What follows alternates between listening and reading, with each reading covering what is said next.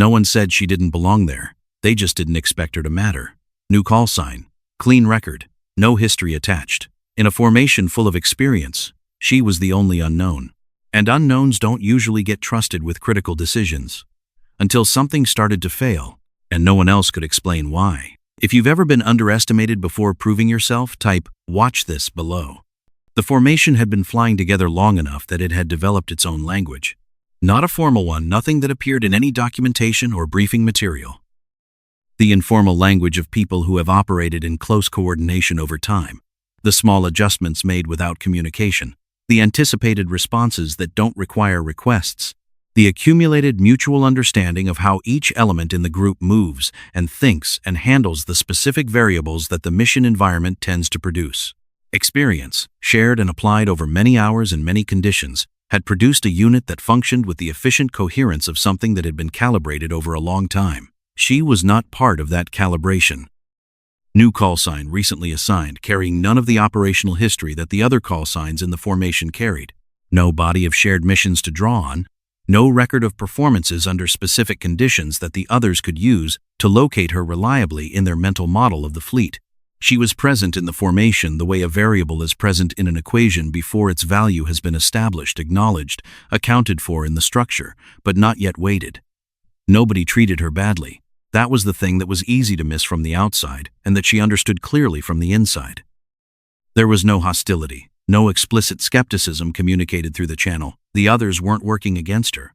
They were doing what experienced operators do when they're managing a complex mission with a new element, factoring her into the structure at the level of contribution that her unknown status justified, which was the minimum. Follow the formation, hold position.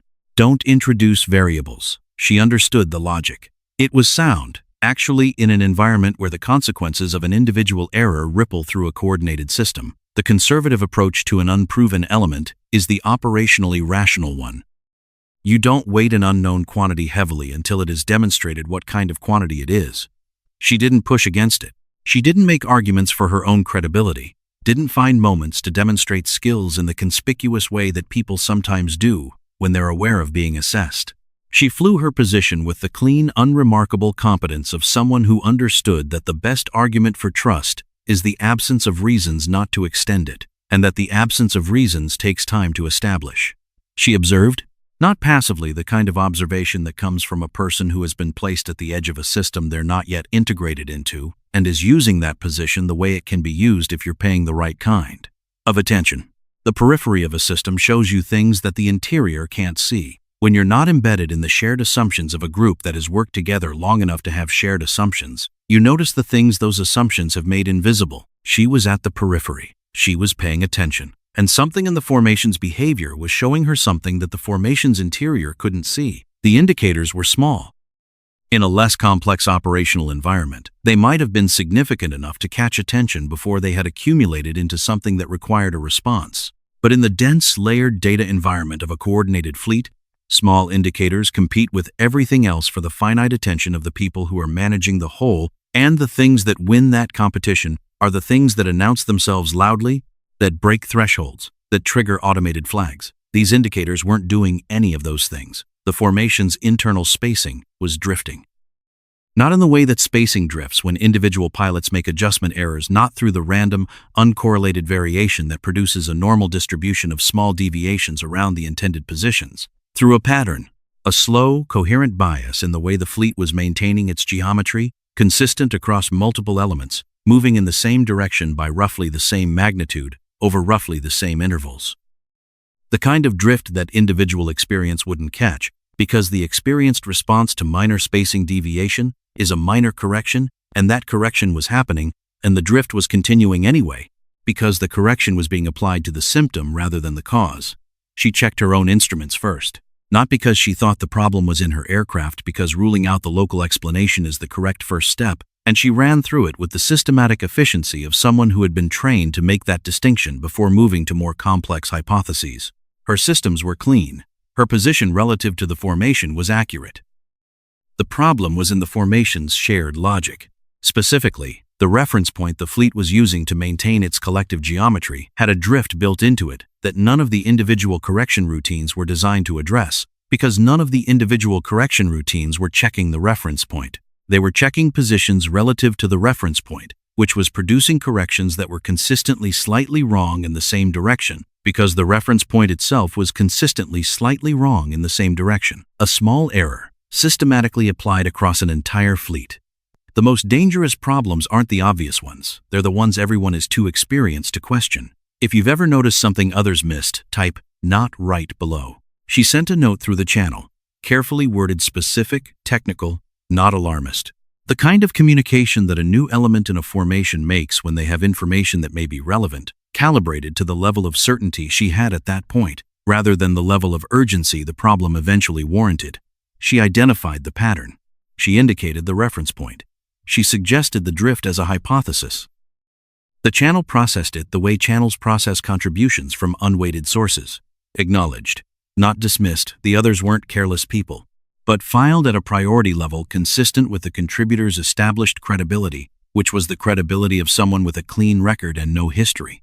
The suggestion sat in the operational queue behind the immediate concerns of people managing a complex mission in real time. The drift continued. The corrections continued to fail to address it.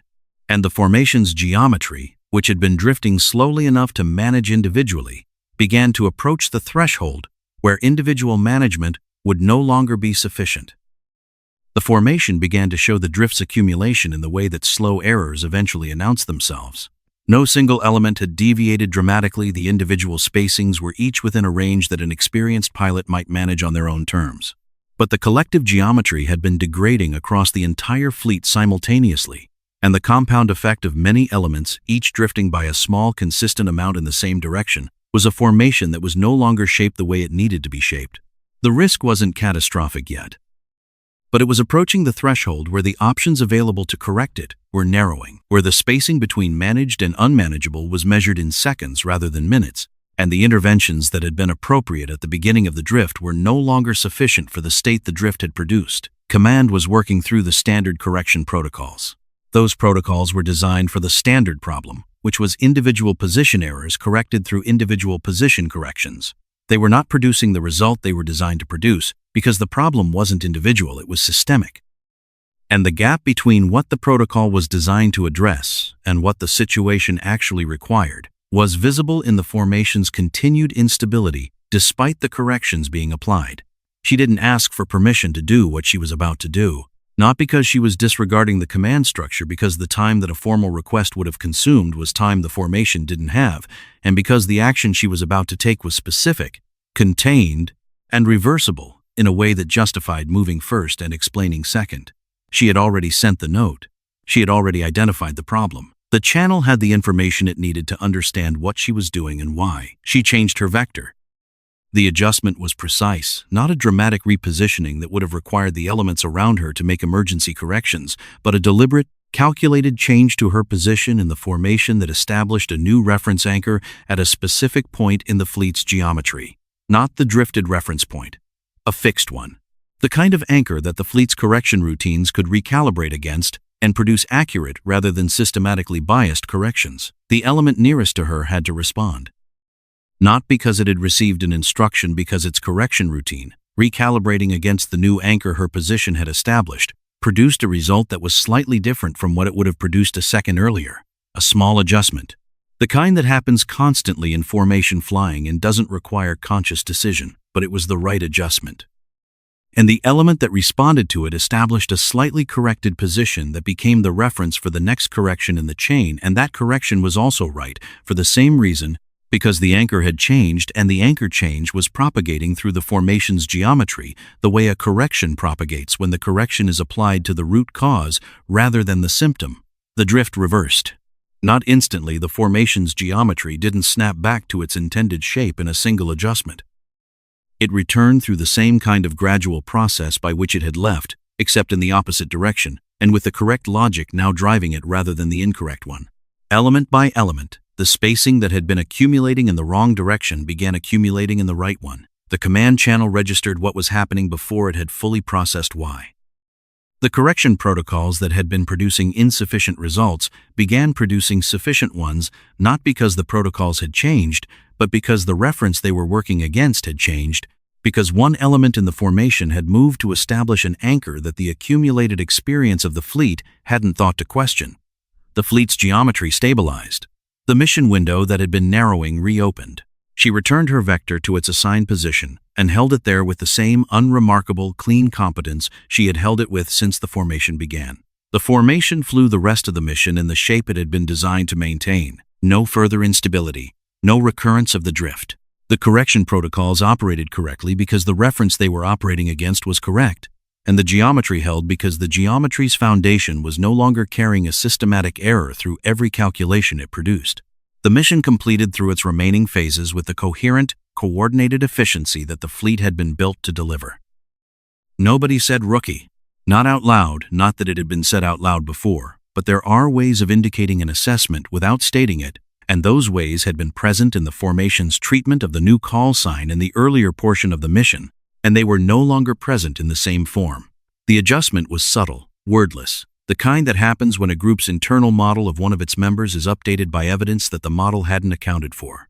The experienced operators in the formation were experienced enough to know what had happened. They had been managing a problem through the tools that their experience had given them, which were good tools, well used, and the tools hadn't been sufficient because the problem had been in a place that experience tends to stop checking, the reference point, the shared assumption, the piece of the system that everyone inside the system is implicitly trusting because it has always been trustworthy, and that stops being examined because it has always been there. She had been new enough to examine it. Command logged the correction without ceremony. The operational record would show the adjusted vector, the formation's subsequent stabilization, the mission completion. It would show the call sign associated with the position change. It would not fully capture what the position change had been based on, or how long the observation had been in the queue before the situation had reached the point where the observation's priority had been forced upward by circumstance. She didn't supplement the record with an explanation. She didn't find the channel that would let her walk the formation through what she had seen and how she had seen it, in the way that people sometimes do when they want the credit to be legible. The result was in the data. The data was in the record. Anyone who needed to understand it would. Experience teaches you what usually works, but awareness shows you when it doesn't. The real skill isn't doing more. It's seeing what everyone else missed. Subscribe to Steel Heart Stories, Emma, for more stories where the quietest pilot changes everything.